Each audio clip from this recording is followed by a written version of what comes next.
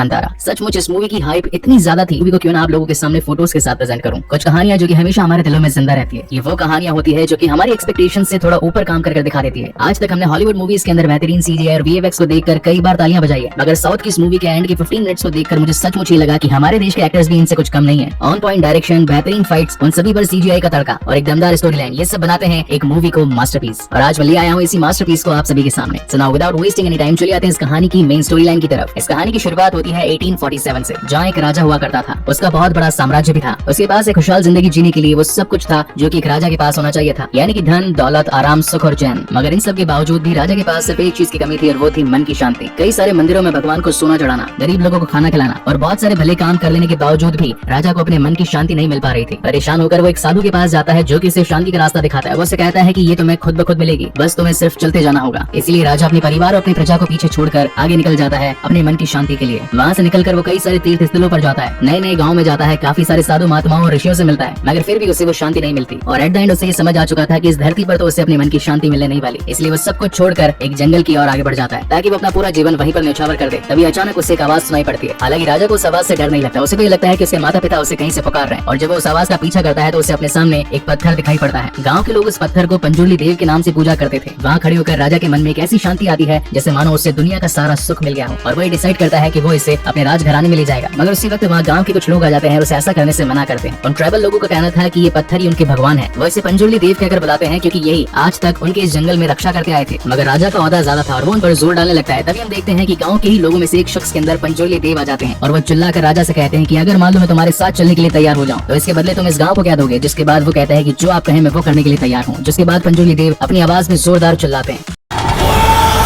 आवाज की गूंज इतनी थी कि पूरे जंगल तक में वो आवाज सुनाई पड़ी थी। उनका कहना था कि मेरी आवाज की गूंज जहाँ तक भी गई है तुम्हें उतनी जमीन इन जंगल वालों को देनी होगी, क्या तुम इसके लिए तैयार हो। जिस पर राजा आगे हो जाता है और पंजुर्ली देव उसके साथ चलने के लिए तैयार हो जाते हैं। इसी के साथ उनकी एक शर्त भी थी, पंजुर्ली देव के साथ उन्हीं के एक उग्र रूप गुलिका देव भी आएंगे। अगर तुमने अपने वादे को तोड़ा और इस जंगल की जमीन को किसी और काम में लगाया तो उनका उग्र रूप सब कुछ तबाह कर देगा। वचन के अनुसार राजा ने वो सब कुछ किया, जिसके बाद उसे उसकी मन की शांति मिल गई। जिसके बाद कहानी शिफ्ट होती है 1970 में, यानी करीब 150 साल आगे का वक्त, जहाँ उसी गाँव में भूतागोला नाम का एक फेस्टिवल चल रहा था। दरअसल कर्नाटक में मनाया जाने वाला एक रिचुअल होता है जहाँ पर तुलु जाति के लोग अपने देव को खुश करने के लिए इस फेस्टिवल में एक परफॉर्मर के रूप में उन्हीं के जैसा नृत्य करके दिखाते हैं। और परफॉर्म करते वक्त उन्हीं के शरीर में देव की एंट्री भी होती है। जिसके बाद वो सभी लोगों को आशीर्वाद देते हैं। कहने को तो पंजुर्ली देव उस परफॉर्मर के शरीर में सिर्फ कुछ पलों के लिए ही आते हैं, मगर उन्हीं कुछ पलों में वो अपने लोगों पर आने वाली आपदा और साथ ही उनके भविष्य के बारे में भी बता देते हैं। इस फेस्टिवल में परफॉर्म करने वाले सभी परफॉर्मर्स जनरेशन टू जनरेशन बदलते जाते हैं, यानी कि उन्हीं की फैमिली का ही अगला वारिस इस भूतागोला के नृत्य को आगे बढ़ाता है। ये प्रथा काफी सालों से चलती आ रही है और आज भी यानी कि प्रेजेंट टाइम में भी इस भूतागोला नृत्य को किया जाता है। सालों साल चलने वाली सेरेमनी में इस बार राजा का एक वंशज भी आया था, मगर इस बार उसका मन साफ नहीं था। वो तो इस गांव की जमीन को बेचकर बड़े बड़े मॉल्स, अच्छी सड़कें और बड़ी इमारतें बनाना चाहता था ताकि उसका खुद का प्रॉफिट हो सके। उसे हर बार ये लगता था कि ये भूतागोला सिर्फ एक फालतू की प्रथा है। इन लोगों ने देव के नाम पर इतनी बड़ी जगह को यूं ही घेर के रखा है। उसी परफॉर्मेंस के दौरान वो शख्स पंजुर्ली देव के पास आकर कहता है कि मुझे अभी नाटक और नहीं झेलना, मुझे मेरी पुरखों की जमीन वापस चाहिए। यहाँ तक कि वो उन सभी को कोर्ट में घसीटने की धमकी भी देता है। मगर पंजुर्ली देव उसे कहते हैं कि गाँव वालों को ये जमीन तुम्हारे राजा ने ही दी थी और अगर उसने अपना वादा तोड़ा तो उसका खामियाजा भी उसे भुगतना होगा। मगर देव की बातों का मजाक उड़ाते हुए वो शख्स कहता है कि ये बातें कोई नर्तक बोल रहा है या फिर असली की देव। तो गुस्से में आए देव उसे कहते हैं अगर तुम मुझे ढूंढ लो तो इसका मतलब ये सारी बातें एक नृतक कर रहा था, लेकिन अगर तुम मुझे नहीं ढूंढ पाए तो इसका मतलब ये सारी बातें देव यानी कि मैं कर रहा हूँ। जिसके बाद देव एक मशाल लेकर जंगल की ओर भागते हैं। सभी लोग उनका पीछा करते हैं। आगे जाकर देव एक छोटे से ग्राउंड में रुक जाते हैं और एक गोल चक्कर काटकर जमीन में ही कहीं गुम हो जाते हैं। उनके आसपास आग का एक घेरा बन जाता है और अब तो गाँव वाले भी इस बात को मान चुके थे कि उस परफॉर्मर के शरीर में उस वक्त देव ही थे जिन्होंने उस वंशज को इस जमीन को न लेने के बारे में कहा था। जिसके बाद सीन शिफ्ट होता है नेक्स्ट डे और जब वो वंशज उस जमीन के कागजात लेकर अदालत जाता है तो वहीं की सीढ़ियों पर खून की उल्टी करके उसकी डेथ हो जाती है। इसका मतलब साफ था कि गुलिका देव ने उसके प्राण लिए हैं, जो कि एक उग्र रूप था पंजुर्ली देव का। जिसके बाद कहानी शिफ्ट होती है यहाँ से 20 साल आगे 1990 में, जहाँ उस परफॉर्मर का बेटा शिवा इस गांव की बफेलो रेस कंबाला में पार्टिसिपेट करता है। शिवा ने आज से पहले कई सारी बफेलो रेसेस में पार्ट लिया और वो आज तक कभी हारा नहीं था। और इस बार भी करीब 50 से ज्यादा अपोनेंट्स के बीच में शिवा सबसे कम टाइम में अपने बफेलोस को तेज भगाकर उस रेस को जीत जाता है। लेकिन वहाँ के ऑर्गेनाइजर्स चीटिंग करते हैं और खुद के ही बंदे को उस रेस को जितवा देते हैं। इस बात से गुस्सा होकर शिवा जमींदार के लोगों और जमींदार पर अपना कहर बरसा देता है। यहाँ पर हमें एक बहुत ही शानदार फाइटिंग सीन दिखाए जाते हैं। कम बजट होने के बावजूद भी कहानी की सिनेमेटोग्राफी ऑन पॉइंट थी। बेसिकली जमींदार उसी शख्स का बेटा था जिसने अदालत की सीढ़ियों पर खून की उल्टियां करते हुए जान चली गई थी। मगर देवेंद्र अपने पिता की तरह लालची न होकर गांव के लोगों की हमेशा सुना करता था, उनकी मदद करता था और जरूरत पड़ने पर उन्हें पैसे भी दिया करता था। इसलिए उन्हें खास आदमी सुधाकर से कहकर जीता हुआ मेडल शिवा को देने के लिए कहता है और इसी के साथ इनाम में उसे एक बाइक भी मिलती है। बाद इस गाँव में भूतागोला फेस्टिवल होने वाला था और इसी के चलते देवेंद्र ने कुछ रुपए शिवा को दिए थे ताकि वो इस फेस्टिवल की सारी तैयारियां कर सके। अब ट्रेडिशन के अकॉर्डिंग भूतागोला शिवा को ही परफॉर्म करना चाहिए था क्योंकि ये हमेशा से उसके पिता किया करते थे। लेकिन उनके पिता के लास्ट परफॉर्मेंस में जब वो इस गाँव से गायब हो गए तो उसका डर शिवा के मन से कभी गया ही नहीं और इसी वजह से हमेशा से उसके चाचा का बेटा गुरुआ इस फेस्टिवल में पार्ट लिया करता था। इसी बीच में शिवा की पर्सनल लाइफ भी दिखाई जाती है, जहाँ पर वो गाँव के अंदर मस्ती करता रहता, रात को शिकार करता और अपने दोस्तों के साथ मिल बांट कर खाता। लेकिन उसकी माँ को ये सारी बातें पसंद नहीं थी और इन्हीं वजह से वो कई बार अपनी माँ से डांट भी खा चुका था और अपने रोजमर्रा के काम करने और साथ ही जेब का खर्चा निकालने के लिए वो जमींदार देवेंद्र के कुछ काम भी किया करता था, यानी कि जंगलों से पेड़ काटना, वहाँ का शिकार करके लाकर उन्हें देना और गाँव में अगर कोई छोटा मोटा पंगा हो जाए तो देवेंद्र के लिए उसे भी सुलटा देना। इसी वजह से वो खुश होकर हमेशा उसे कुछ पैसे दे दिया करते थे और इसी तरीके से शिवा की लाइफ बिंदास चल रही थी। वहीं एक दिन गाँव में मुरली नाम के एक फॉरेस्ट ऑफिसर की एंट्री होती है। मुरली एक काफी स्ट्रिक्ट इंस्पेक्टर और साथ ही ईमानदार आदमी था। उस जंगल में किए जाने वाले शिकार और साथ ही वहाँ के काटे जाने वाले पेड़ों की वजह से उससे काफी प्रॉब्लम होती थी। एक दिन गाँव के कुछ लोग लकड़ी काट कर वहाँ से जा रहे थे, मगर मुरली की नजर उन पर पड़ गई और वो उन्हें खूब पीटता है और ऐसा दोबारा न करने की हिदायत देता है, क्योंकि जंगल गवर्नमेंट की प्रॉपर्टी थी, न ही इनको खैरात में बांटी गई कोई जमीन। धीरे धीरे करके समय आगे बढ़ता है और दिन आ चुका होता है भूताकोला फेस्टिवल का, जिसके लिए गाँव के कुछ लोग जंगल की लकड़ियाँ काट कर अपने रास्ते घर जा रहे थे, मगर मुरली की अगली नजर उन पर पड़ जाती है और वो उन्हें ऐसा करने से रोकता है। ये सारे लोग आकर शिवा को इस बात को बताते हैं कि फॉरेस्ट ऑफिसर उन पर अपना रोक झाड़ रहा है, जिसके बाद सीन शिफ्ट होता है रात में और यहाँ पर सभी लोग इस फेस्टिवल को मनाने के लिए हर्षोल्लास से पार्टिसिपेट करते हैं। आसमान में पटाखे फोड़ते हैं और वहीं गुरुआ पंजुर्ली देव बनकर अपना परफॉर्मेंस दिखाता है, मगर इतनी सारी पटाखों की आवाज सुनकर फॉरेस्ट इंस्पेक्टर को ये लगता है कि जंगल के जीव परेशान हो रहे होंगे, इसलिए वो इसे रोकने के लिए इस फेस्टिवल में आ जाता है, जहाँ पर उसकी झड़प शिवा के साथ हो जाती है। शिवा उससे कहता है कि ये फेस्टिवल हम कई सालों से मना रहे हैं, अगर ये फेस्टिवल रुका तो हमारे देव बुरा मान जाएंगे, जबकि मुरली को उनके देव से कोई लेना देना नहीं था। हालांकि उनके पुलिस वाले भी गाँव के ही थे और वो उन्हें समझाते हैं कि सर इस वक्त यहाँ से चलना ही ठीक रहेगा, इस शिवा को तो हम कभी बाद में देख लेंगे। वहीं हम इस कहानी की लीड एक्ट्रेस लीला को देखते हैं, जो कि शिवा का बचपन का प्यार था। वो आकर उसके साथ कई बार मस्ती भी करता है, जो कि इस कहानी में कुछ फनी एलिमेंट्स का काम कर रहे थे। लीला ने शहर जाकर फॉरेस्ट ऑफिसर की ट्रेनिंग ली थी और वक्त आ चला था उसे जॉब करके पैसे कमाकर अपने घर वालों की हेल्प करने का। जिसके बाद सीन शिफ्ट होता है नेक्स्ट डे और लीला अपने पिता के साथ उसके घर में आती है। उसके पिता शिवा को कहने लगते हैं कि जो तुमने किया सही किया। वेल शिवा को तो ये लगता था कि उसने लीला को जो चूंटी काटी, इसलिए उसके पिता उसे कह रहे हैं कि ऐसा बार बार करते रहना, मगर उसके पिता ये कहना चाहते थे कि कल रात को तुमने फॉरेस्ट इंस्पेक्टर को जिस तरीके से फटकारा, मुझे तो मेरे पुराने दिन याद आ गए। तो ये भी एक फनी सीन ही था। तो यहाँ पर शिवा उनसे पूछता है कि यहाँ पर आने का आपका रीजन क्या था, जिस पर उसके पिता बताते हैं कि मेरी बेटी ने शहर जाकर फॉरेस्ट ऑफिसर की ट्रेनिंग ली है, तो यहाँ पर उसे गाँव में कुछ काम वगैरह मिल जाए तो तुम्हारा बहुत भला होगा। जिस पर शिवा कहता है कि हाँ, मैं हमारे जमींदार यानी कि देवेंद्र जी को बहुत ही अच्छे तरीके से जानता हूँ, उनसे बात करके लीला की नौकरी फॉरेस्ट गार्ड में लग जाएगी। और जब लीला अपने फर्स्ट डे पर ऑफिस में ज्वाइनिंग करती है तो वहाँ से पता चलता है कि आज तो मुरली पूरे गाँव के अंदर फेंसिंग लगवाने वाला है। फेंसिंग वॉल का मतलब होता है वो दीवार जो कि दो बाउंड्रीज को अलग अलग दर्शाती है। मुरली का मानना था कि जो भी गाँव के लोग जंगल की जमीन को यूज कर रहे हैं वो उससे बाहर निकल जाए, क्योंकि जंगल सिर्फ जानवरों के रहने के लिए है, न कि इंसानों के कब्जे के लिए। यहाँ सभी गाँव के लोग आकर उसका विरोध करते हैं और कहते हैं कि अगर तुम यहाँ पर एक बाउंड्री लगा दोगे तो हम इतने सालों से जो लोग रह रहे हैं वो कहाँ पर रहेंगे। इसी बीच शिवा भी वहाँ पर पहुँच जाता है और उनके साथ उसकी झड़प हो जाती है। कुछ गाँव वाले जो कि पुलिस की साइड हो जाते हैं वो सभी मिलकर शिवा को बांध देते हैं और रात को जब लीला अपनी जॉब से घर वापस लौटती है तो शिवा को वहीं बैठा पाती है। वो उसके लिए खाना लेकर जाती है, मगर शिवा उस खाने को ठुकरा देता है और कहता है कि आखिर तुमने पुलिस वालों के साथ मिलकर गाँव वालों की ही बैंड क्यों बजाई, कैसे लिए मैंने तुम्हारी जॉब लगवाई थी। लेकिन लीला करती भी तो क्या करती, वो तो मजबूर थी, उसे तो बस अपना काम करना था, लेकिन अंदर से दिलो दिमाग से वो सिर्फ अपने गाँव के लिए ही सोच रही थी। सीन शिफ्ट होता है नेक्स्ट मॉर्निंग और यहाँ पर सभी गाँव वाले अपनी जमीन को बचाने के लिए जमींदार के पास जाते हैं, यानी कि देवेंद्र के पास। देवेंद्र कहता है कि ठीक है, मैं पुलिस से तुम्हारे घर को बचा लूंगा, तुम लोगों को बस अपने जमीन के टुकड़े के लिए यहाँ पर साइन करना होगा। और वो वकील को वहाँ पर बुलाकर उन सभी के जमीनी कागजातों की पुष्टि करवाता है। लेकिन तभी उन्हीं गाँव वालों में से शिवा का दोस्त लच्छू जमींदार के घर को देखकर काफी ज्यादा एक्साइटेड हो जाता है और इसे देखने के लिए घर में पैर रख देता है। लेकिन तभी देवेंद्र का एक आदमी आकर उसे जोरदार चाटा चमकाता है कि आखिर तू शुद्ध आदमी इस शुद्ध घर में पैर कैसे रख सकता है। इस बात पर शिवा को भी गुस्सा आ जाता है और वो उस बंदे को खूब पीटता है। अब कहीं बात काबू से बाहर न चली जाए, इसलिए देवेंद्र उन दोनों को ही रोकता है और बदले में अपने आदमी को ही सुनाता है कि तूने आखिर ऐसा क्यों किया, गाँव वालों के साथ कभी ऐसा करना नहीं चाहिए। मगर अंदर ही अंदर वो खुद भी गुस्सा हो रहा था, क्योंकि वो तो इन सभी को अछूत मानता था। शिवा जो कि थोड़े बहुत पैसे कमाने के लिए जमींदार का काम किया करता था, जिनमें शामिल था जंगल से पेड़ काट कर लाना। तो यूं ही एक दिन शिवा और उसकी टीम जंगल के अंदर पेड़ काट रही थी और तभी सुधाकर जो कि उस गांव का टिम्बर मैनेजमेंट देखता था, वो जाकर ये सारी बातें मुरली को बता देता है और मुरली और सुधाकर मिलकर शिवा को पकड़ने के लिए रात के अंधेरे में ही निकल जाते हैं। शिवा ने अपना ही एक बंदा पेड़ के ऊपर बिठा रखा था कि अगर कोई भी उनके ऊपर नजर रखने के लिए आए तो वो शख्स इन्हें इंडिकेट कर दे, और जैसे पुलिस वालों की गाड़ी जंगल में एंट्री करती है तो इन्हें इंडिकेशन मिल जाता है। हालांकि ये लोग अभी तक उस पेड़ को आधा काट चुके थे, लेकिन जैसे इन्हें इंडिकेशन मिलता है तो ये सभी एक छोटी सी जगह पर छिप जाते हैं और देखते ही देखते जब मुरली की गाड़ी वहाँ से गुजरने लगती है तो वो आधा कटा पेड़ पूरी तरीके से उनकी गाड़ी के ऊपर ही गिर पड़ता है, जिसकी वजह से वो भी घायल हो जाता है। अब पुलिस वाले को नुकसान पहुंचाया है तो पुलिस वाले शांत कैसे बैठेंगे, इसलिए सभी मिलकर देवेंद्र और उनके लोगों पर अपनी नजर कड़ी कर देते हैं, जिनमें शामिल थे शिवा, लच्छू, रघु और नारू। अब ये सभी पुलिस से जान बचाने के लिए कुछ दिनों तक अपने आप को छिपा कर रखते हैं, क्योंकि अगर अपने घर वापस आते तो पुलिस वाले ने पकड़ कर ले जाते। वहीं सीन शिफ्ट होता है देवेंद्र पर, जो कि इस वक्त गुरुआ को अपनी गाड़ी में बैठाकर आगे ले जाता है और कहता है कि मैं तुम्हें घर तक छोड़ दूंगा। तो गुरुआ पूछता है कि आप तो इतने बड़े आदमी हैं, इस पूरे गाँव के मालिक हैं, आखिर आप मेरी मदद क्यों कर रहे हैं, कि आपको मुझसे कुछ चाहिए। जिस पर देवेंद्र कहता है कि तुमने आज तक इस गाँव के लिए क्या कुछ नहीं किया है, हर बार भूताकोला के फेस्टिवल में तुम ही तो पंजुर्ली देव बनते हो और सब लोग तुम्हारी ये तो बात मानते हैं, इसलिए मैं खुश होकर तुम्हारे लिए गाँव के बाहर एक बड़ी जमीन देना चाहता हूँ तुम्हें, लेकिन उसके बदले तुम्हें मेरा एक छोटा सा काम करना होगा। जिस वक्त तुम इस फेस्टिवल के अंदर जब पंजुर्ली देव बनोगे तो तुम्हें मेरे लिए एक झूठ बोलना होगा। तो गुरुआ कहता है कि कभी भी पंजुर्ली देव झूठ नहीं कहते, वो तो हमेशा सच कहते हैं। तो देवेंद्र कहता है कि ये बात या तो तुम जानते हो या फिर पंजुर्ली देव, क्योंकि वो तो सिर्फ कुछ ही पलों के लिए आते हैं, उसके बाद तो तुम्हारी बॉडी में गुरुआ ही तो रहता है। तो जब पंजुर्ली देव तुम्हारी तुम्हारी बॉडी से चले जाए तो तुम्हें बस इतना कहना है कि आज से गांव की सारी जमीन देवेंद्र के नाम करता हूँ। लेकिन ऐसा करने से गुरुआ मना कर देता है, जिसकी वजह से गुस्से में आकर देवेंद्र उसे अपने चाकू से मार डालता है। वहीं रात को शिवा के सपनों में पंजोली देव आते हैं, जो कि खून भरे आंसू रो रहे थे, क्योंकि कोला करने वाला उनका भक्त गुरुआ अब इस दुनिया में नहीं रहा था। जिसके बाद नेक्स्ट मॉर्निंग देवेंद्र खुद गाँव में गुरुआ के घर जाता है और शोक जताता है कि आखिर इस भले इंसान के साथ ऐसा किसने किया। जिस पर गुरुआ के पिता कहते हैं कि जिस किसी ने भी ऐसा किया है वो खून की उल्टियां करके मरेगा। गाँव वालों का मानना है कि अगर कत्ल गाँव में हुआ है तो इसका मतलब वो जुर्मी भी इस गाँव में ही होगा, तो उसे सजा जरूर मिलनी चाहिए। इसी बात को मद्देनजर रखते हुए देवेंद्र एक बहुत बड़ा षड्यंत्र रचता है। वो रात को चिकन मटन और दारू की पार्टी देता है शिवा को और उसके मन में ये बात डाल देता है कि जिसने तुम्हारे भाई गुरुआ को मारा वो और कोई नहीं बल्कि फॉरेस्ट इंस्पेक्टर मुरली है। अब गुस्से में आया शिवा मुरली की जान लेने पर उतारू हो चुका था, लेकिन रास्ते में आगे जाते वक्त वो दम मारने के लिए रुक जाता है। उसी गाँव का लोहार महाजन जब शिवा के साथ दम मार रहा था तो वो उसे बताता है कि मैंने कुछ दिनों पहले देवेंद्र की गाड़ी में गुरुआ को जाते हुए देखा, मगर वापस आते वक्त गाड़ी में सिर्फ देवेंद्र ही था और अगले दिन गुरुआ की लाश मिली। इसका मतलब साफ है उसकी जान और किसी ने नहीं बल्कि देवेंद्र ने ही ली है। और जब इन दोनों की बातें चल रही थी तो सुधाकर ये सारी बातें सुन लेता है और अब वो सीधा शिवा को मारने पर उतारू हो जाता है, क्योंकि अगर वो शिवा को नहीं मारता तो शिवा डायरेक्ट आकर देवेंद्र को ही खत्म कर देता। और अगेन यहाँ पर एक बहुत ही क्लासिक फाइट इन सभी के बीच में दिखाई जाती है, जहाँ पर अकेला शिवा इतने सारे गुंडों को धमाधम पीट रहा था। अगले दिन ये खबर पूरी तरीके से गाँव में फैल चुकी थी कि जिसने गुरुआ को मारा वो और कोई नहीं बल्कि देवेंद्र था, जो कि इस गाँव का जमींदार है। इसी के साथ उस जमींदार ने इन सभी से धोखे से उनके हिस्से की जमीन भी हड़प ली। ये सभी मदद मांगने के लिए मुरली के पास जाते हैं। अब यहाँ मुरली, जो कि हमेशा से जंगल की जमीन को प्रोटेक्ट करना चाहता था, जब उसे पता चला कि अगर ये सारी जमीन देवेंद्र के हाथ चली गई तो वो इस पूरे जंगल को ही खत्म कर देगा और यहाँ पर बड़े मॉल्स, अच्छे रोड और बड़ी इमारतें खड़ी कर देगा, जिससे कि जंगल हमेशा के लिए खत्म हो जाएगा। तो वो भी गाँव वालों के साथ मिलकर उनका साथ देने के लिए तैयार हो जाता है और कहता है कि अगर देवेंद्र का कोई भी इंसान अगर तुम्हारे ऊपर हमला करेगा तो हमारी पूरी पुलिस फोर्स तुम्हें सपोर्ट करेगी। और अब होना क्या था, दो बड़े धुरंधर आपस में अपनी टीम्स को बुला लेते हैं, यानी कि एक तरफ देवेंद्र अपने गुंडों को बुला लेता है, वहीं दूसरी ओर मुरली अपनी पूरी पुलिस टीम को बुला लेता है ताकि ये सभी इस गाँव के लिए लड़ सके। जिसके बाद अगेन इस कहानी में एक और शानदार फाइट दिखाई जाती है, जहाँ एक तरफ देवेंद्र इस पूरे गाँव को खत्म करके इस जमीन को हथियाना चाहता था, वहीं दूसरी ओर मुरली इस पूरे जंगल को प्रोटेक्ट करके यहाँ बड़ी इमारतें नहीं बनवाना चाहता था, जिसमें उसका साथ देता है शिवा। और वो आकर देवेंद्र के लोगों को बहुत पीटने लगता है, लेकिन तभी उनमें से एक दमदार गुंडा आकर शिवा को अपने एक ही हाथ में उठा लेता है और उसकी जान भी ले लेता है। और जैसे ही शिवा जमीन पर गिरता है तो उसका सर एक पत्थर से टकराता है, जिसकी वजह से उसका खून निकलने लगता है। गाँव वालों को लगता है कि शिवा मर चुका है और तभी इस कहानी में आता है एक बहुत बड़ा टर्निंग पॉइंट। ये वही पत्थर था जो कि 1847 में उस राजा को मिला था, जिसे देखकर राजा को अपने मन की शांति मिल चुकी थी। बेसिकली ये पत्थर पंजोली देव थे, जो कि हमेशा से उस गांव की रक्षा करना चाहते थे। जिसके बाद आता है इस कहानी का one of the best scene, जहाँ पर ऋषभ शेट्टी यानी कि इस कहानी के एक्टर, डायरेक्टर, प्रोड्यूसर अपने इंसानी अवतार से गुलिका देव में बदल जाते हैं। ये होता है उग्र रूप of Panjurli Dev. And according to me यही एक रीजन है, या फिर कहूँ कि इस एक्टर की यही एक्टिंग है जिसने अभी तक ऑडियंस को इस मूवी को थिएटर में जाकर देखने पर मजबूर कर दिया। आप इसे कितने लोग इस बात से एग्री करते हैं, प्लीज मुझे कमेंट सेक्शन में जरूर बताइएगा। 15 मिनट से ऊपर चलने वाले इस फाइट के कंक्लूजन में हमें ये पता चलता है कि गुलिका देव गुस्से में आकर देवेंद्र यानी कि इस जंगल के विनाश करने वाले का ही विनाश कर देते हैं और ये गाँव अगेन सालों साल के लिए सुरक्षित हो जाता है।